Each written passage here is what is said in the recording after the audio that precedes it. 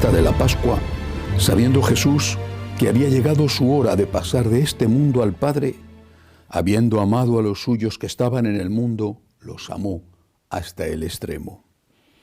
Estaban cenando. Ya el diablo había suscitado en el corazón de Judas, hijo de Simón Iscariote, la intención de entregarlos. Y Jesús, sabiendo que el Padre había puesto todo en sus manos, que venía de Dios y a Dios volvía, se levanta de la cena, se quita el manto y tomando una toalla se la ciñe.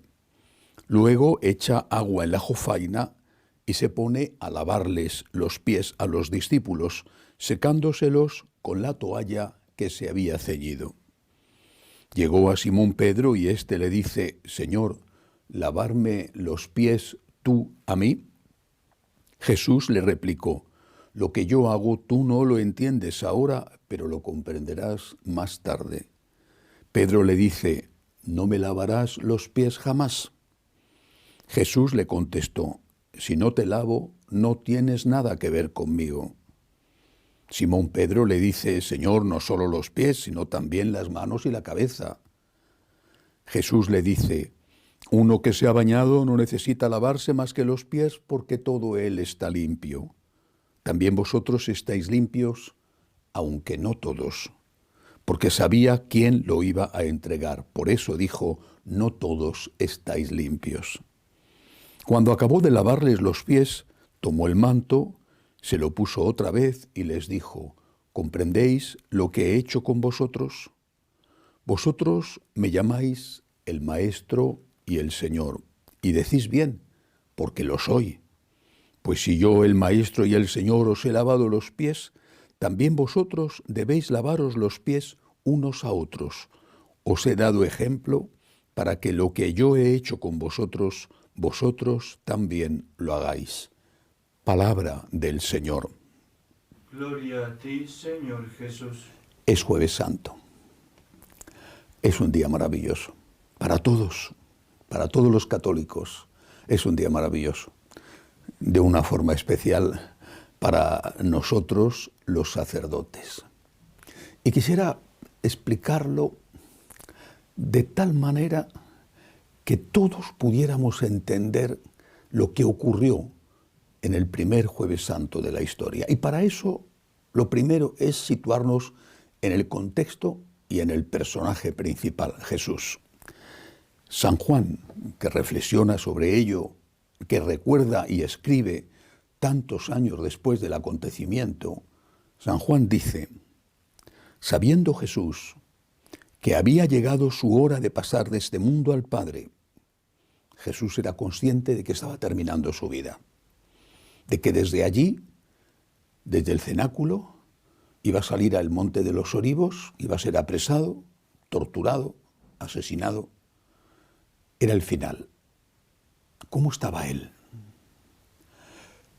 Era un momento agradable, la cena con sus más íntimos, los apóstoles, pero había un traidor y él lo sabía. ¿Cómo estaba Jesús? ¿Cómo estaba su corazón? Con emociones muy encontradas. Alegría, rodeado de aquellos chicos que le querían, también un punto de tristeza, de miedo, pero sobre todo era consciente de que tenía que apurar el tiempo que le quedaba. Ese tiempo estaba terminando. Y por eso dice San Juan: habiendo amado a los suyos que estaban en el mundo, los amó hasta el extremo. No dice los amará hasta el extremo, refiriéndose, por ejemplo, a la cruz. Dice los amó. Ya lo que ocurre en la última cena, en el Jueves Santo, ya eso es amor hasta el extremo.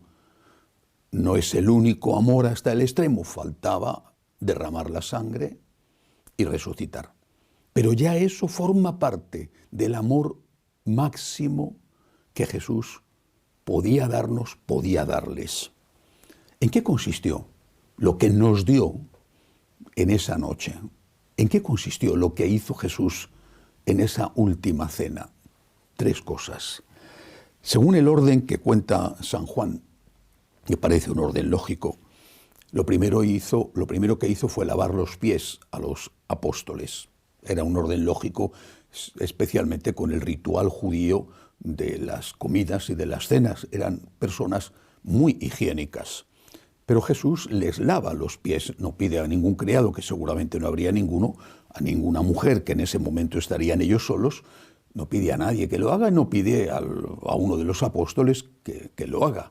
De hecho, San Pedro protesta ante el gesto de Jesús porque le parece que es el gesto de un inferior y Jesús es el superior.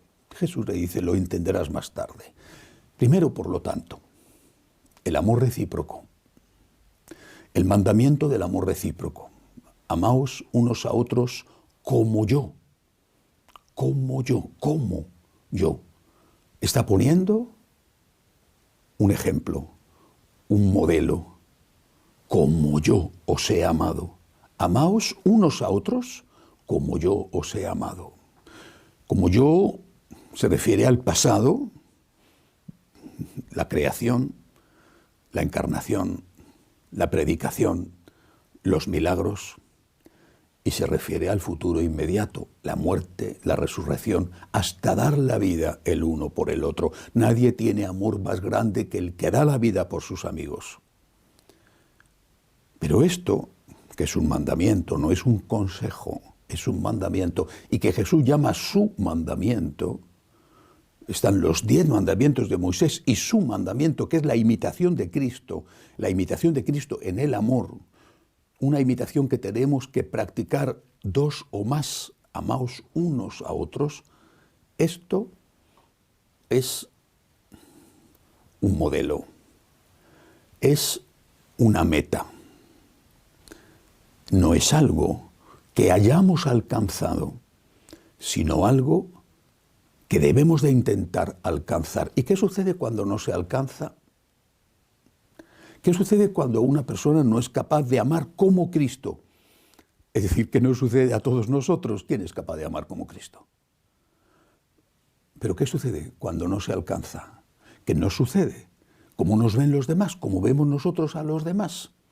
Cuando no somos capaces, cuando no son capaces, ¿qué hacemos? ¿Juzgamos? ¿Nos juzgamos? ¿Juzgamos a los demás? ¿Nos juzgan?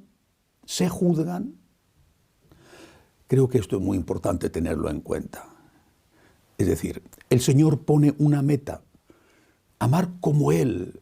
En otro momento había dicho, sed perfectos como vuestro Padre Celestial es perfecto. Amar como Él, amar como Dios ama, amar como Cristo amó hasta dar la vida. Y si no lo conseguimos, lo importante, de verdad, lo importante es luchar, no rendirse, levantarse cuando uno cae, pedir perdón y empezar de nuevo. Eso es lo importante, querer llegar a la meta, querer llegar, caminar, no dejar de caminar. Para nosotros, eso, pero también para los demás. No le pidas al otro la perfección que no te pides a ti mismo. Pídele y ayúdale a que luche por la perfección, como debes de pedirte a ti mismo. Pídele que no se rinda, pídele que se levante, como debes de pedirte a ti mismo. Cristo es la meta, Cristo es el modelo, Cristo es el camino. El amor de Cristo, la imitación de Cristo es nuestro objetivo. ¿Y si no lo conseguimos? ¿Y si no lo consigue nuestro prójimo? ¿Es que acaso un profesor solo aprueba a los alumnos que sacan un 10 sobre 10? ¿Y el que tiene un 9, un 9,5, un 8, un 7, un 6? Solamente los súper son los válidos, y los demás, ¿qué? Ni tú eres un material de desecho porque no seas perfecto, ni lo es tu hermano. Pero tú y tu hermano, yo y cada uno, tenemos que luchar todos los días. Levantarnos si caemos, empezar de nuevo, volver a empezar una y otra vez para seguir yendo hacia esa meta, la imitación de Cristo en su amor, y eso de forma recíproca. Primera lección, un mandamiento que tenemos que tomarnos muy en serio, es un deber amar. Para el católico no es una opción, no es un añadido que se puede o no intentar, es un deber amar como Cristo, es un deber la imitación de Cristo, y es un deber que tenemos que tomarnos muy en serio, y si no lo conseguimos hay que pedir perdón y seguir caminando.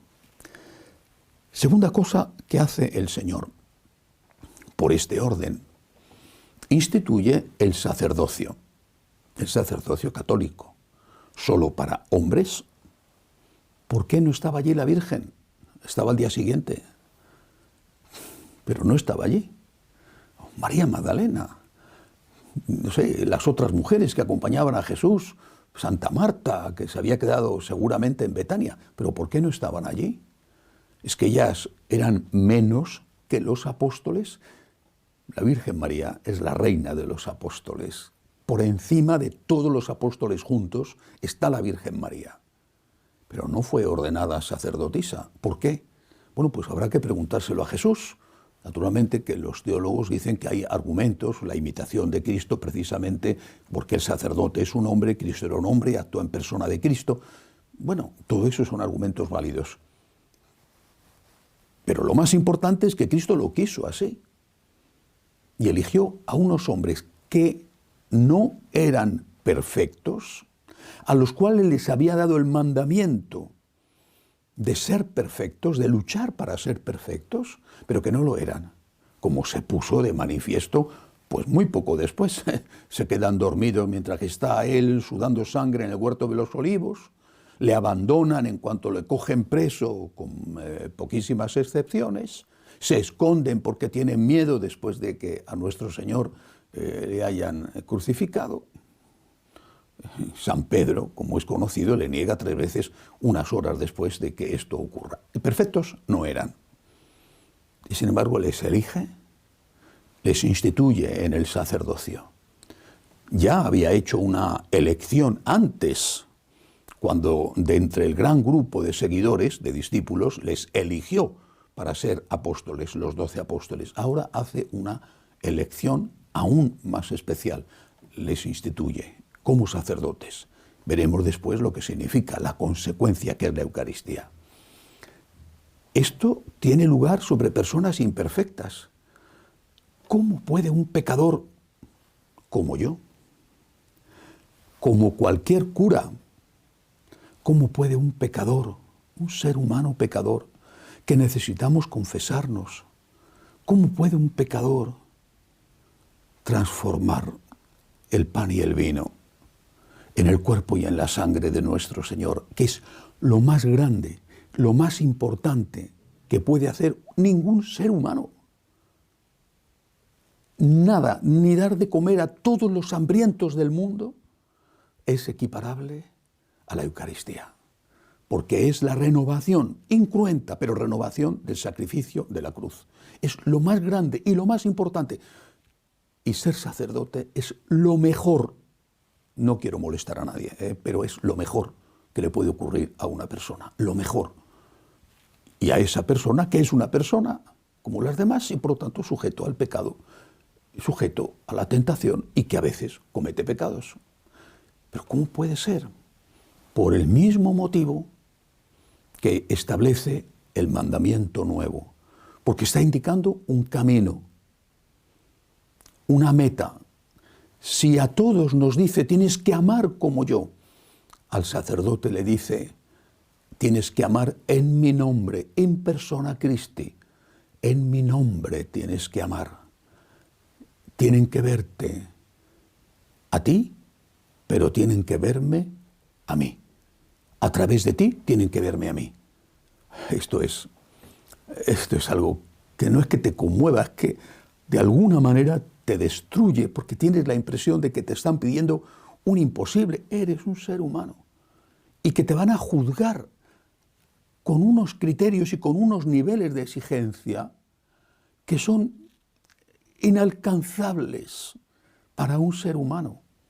Por eso es muy importante que lo mismo que con el mandamiento del amor nos lo planteemos con una meta por la que hay que luchar y que hay que levantarse si no se llega para seguir luchando, lo mismo el sacerdocio. Uno mismo, quiero ser como tú, quiero parecerme a un espejo que cuando tú te asomas refleja perfectamente tu imagen, tus movimientos.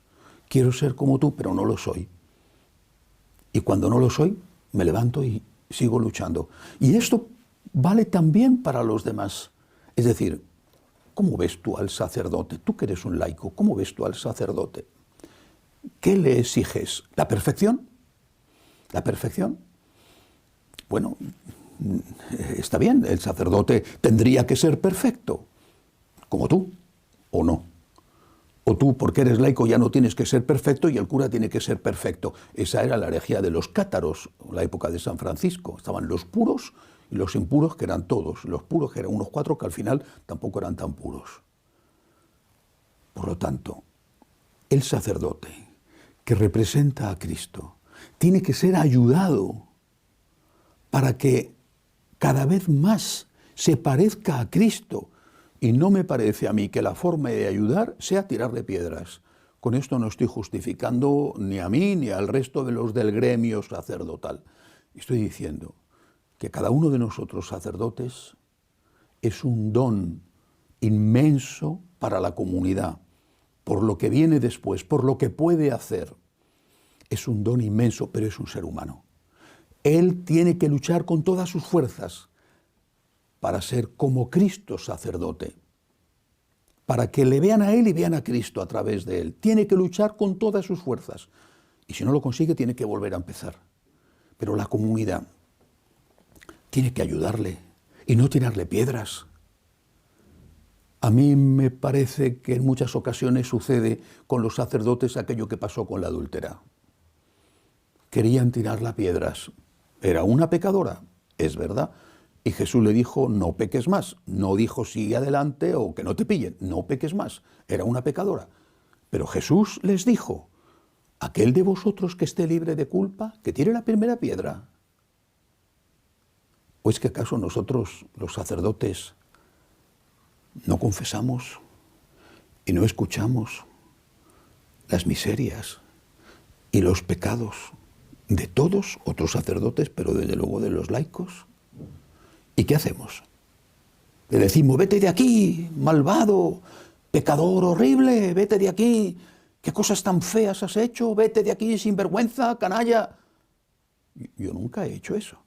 Estoy seguro de que el 99,99% de los sacerdotes jamás han hecho eso. Habrá algún animal por ahí que lo haya hecho, pero no hacemos eso. Porque somos expertos en debilidades, escuchamos, y también porque sabemos lo que cada uno de nosotros tiene, aunque no tenga nada que ver muchas veces, muchísimas veces, con los pecados que nos cuentan en la confesión. Pero sabemos que todos somos seres humanos. Tú estás libre de piedra, tú eres un puro, eres un perfecto. Exiges que tu sacerdote sea maravilloso, impecable, intachable, que es que tú eres así.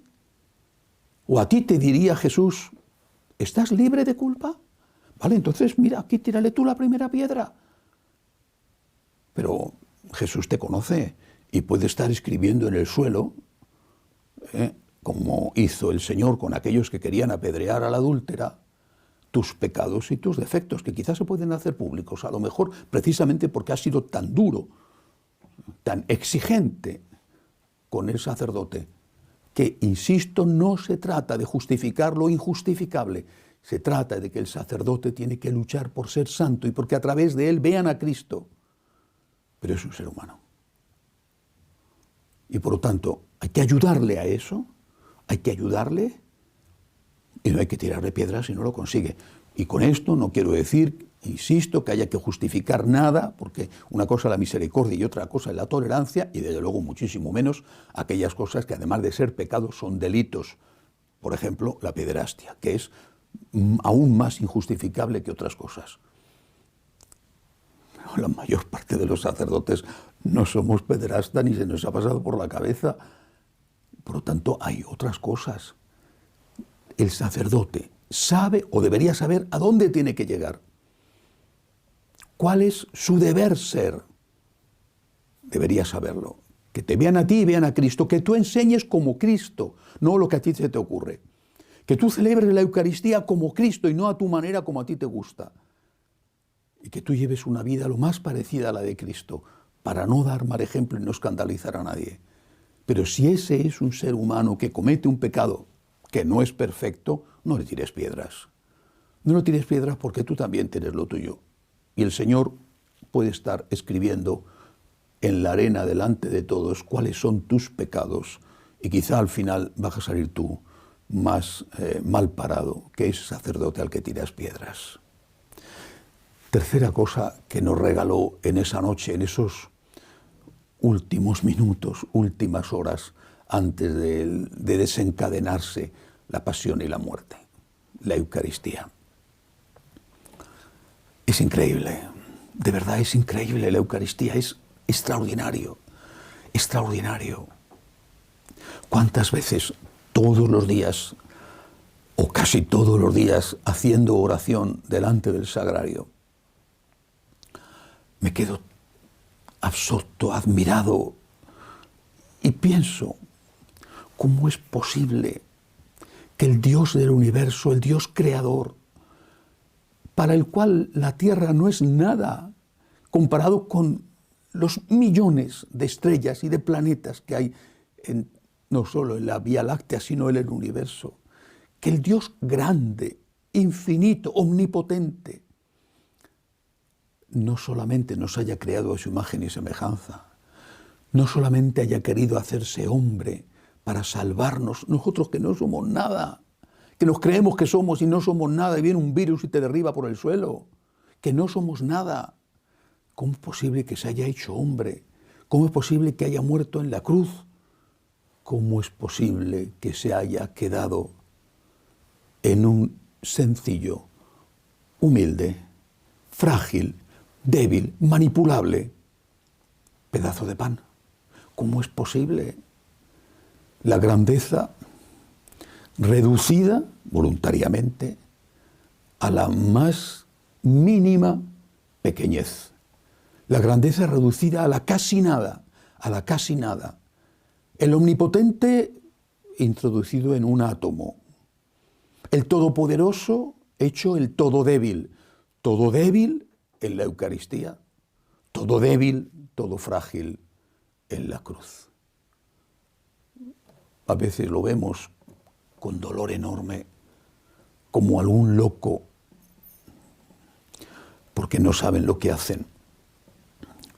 Hace escarnio de la Eucaristía, entra en una iglesia, coge el copón, derriba las formas consagradas, bueno, o en algún caso hacen ritos satánicos. Y ahí está Jesús, el Todopoderoso, sometiéndose a eso, lo mismo que se sometió a la tortura, a la cruz, lo mismo que se puso en manos de aquellos sayones, de aquellos soldados que le condujeron como un cualquiera, como un bandido, al Calvario. El Todopoderoso hecho el todo pequeño, el todo débil, el más pequeño o lo más pequeño de lo más pequeño. Eso es amor. Y eso para estar contigo, para estar conmigo. Esa es la grandeza del sacerdote. Eso, por supuesto, administrar el resto de los sacramentos, pero esa es la grandeza del sacerdote, que sus manos pecadoras, su boca pecadora, por el sacramento recibido, es capaz de transformar.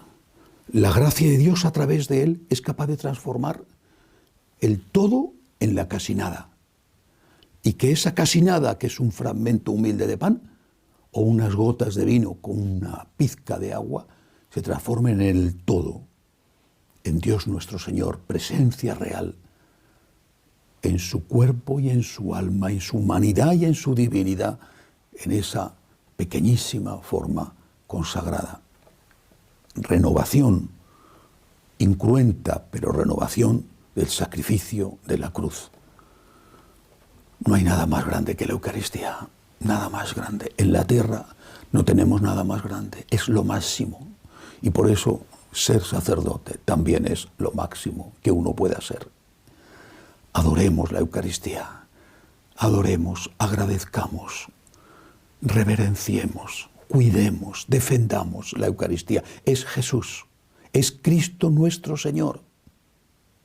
Es aquel que nos ha sido dado no solo con la fragilidad de un niño, sino con la fragilidad de un pequeñísimo fragmento de pan, que ya no es pan, sino que es el propio Cristo. Si el mandamiento del amor recíproco es un deber ser, una meta, si el sacerdocio es algo que es, pero que debe de ser, es, porque ya es sacerdote, aunque sea un pecador, y debe de ser porque tiene que luchar para ser Cristo, para que a través de él vean a Cristo. La Eucaristía es un ser, no es un deber ser, ya es Cristo. La Eucaristía es el Señor. Es el Señor que se queda aquí para consolarte, para escucharte, para abrazarte, para recogerte cuando llegas hecho 1000 pedazos a una iglesia después de haber tenido un disgusto en casa, o con el miedo de no tener trabajo, o con la enfermedad mordiendo tu cuerpo, o con la muerte que ha herido a uno de los tuyos o que te amenaza a ti, o con la guerra que manda sus bombas y suena a tus espaldas. Es Él que te dice: venid a mí los que estáis cansados y agobiados, y yo os aliviaré.